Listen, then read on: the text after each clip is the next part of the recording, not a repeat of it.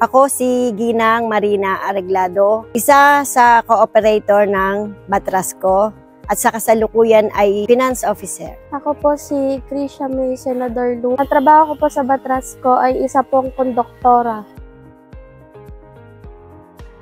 Noong 2017, nagkaroon ng programa ang gobyerno ng modernization. Doon sa modernization na iyon, kami ay nag-comply magbuo ng isang kooperatiba at isa ako sa mga naka-fulfill ng lahat ng mga seminars, ng mga hinihingi ng LTFRB para sa pagbuo ng isang kooperatiba. Ako po ay napapunta po sa Batrasco dahil ang asawa ko po ay isang driver at meron din po isang babaeng konduktora at alam ko po na kung kaya ng lalaki ay kaya rin po ng isang babae.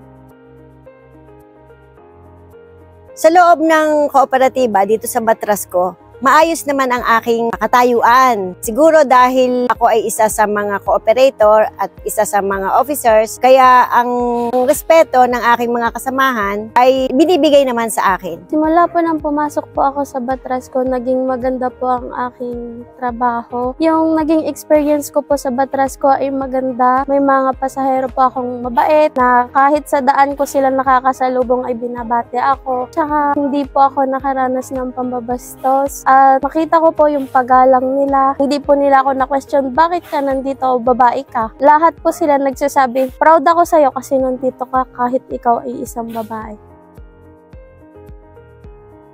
Ako ay isang nasa barangay din dati. Ako sa barangay functionaries, barangay treasurer. So, nalalaman ko yung mga karapatan, yung dapat ang lalaki at babae ay pantay-pantay, may equality dapat. Kaya ako nagustuhan na ituloy ang pagtatrabaho dito sa Batrasco.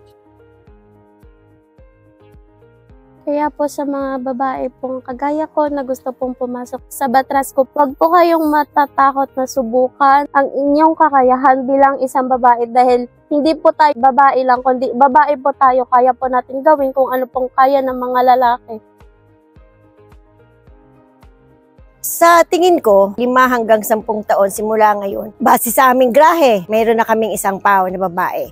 Magkakaroon siguro kami ng marami pang kababaihan na PAO, yung konduktor na tinatawag. Baka magkaroon na rin kami ng mga driver na babae. Kasi na sa grahe namin, sa kilo-kilo, na-exercise naman namin yung equality ng babae at ng lalaki na hindi ibig sabihin na ito, yung trabahong ito ay pang lalaki lamang. Dahil makikita rin naman nila at may ibahagi ng mga ilan naming mga empleyado na babae at yung PAO namin na babae kung paano ang trato sa kababaihan ng mga kalalakihan doon sa aming opisina.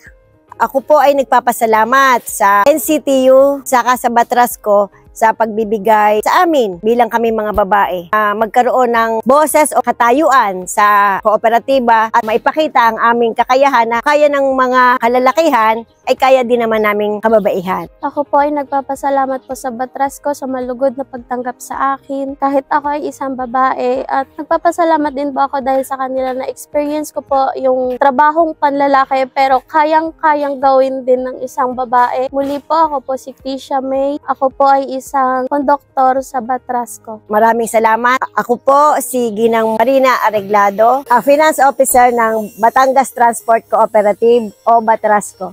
Marami pong salamat.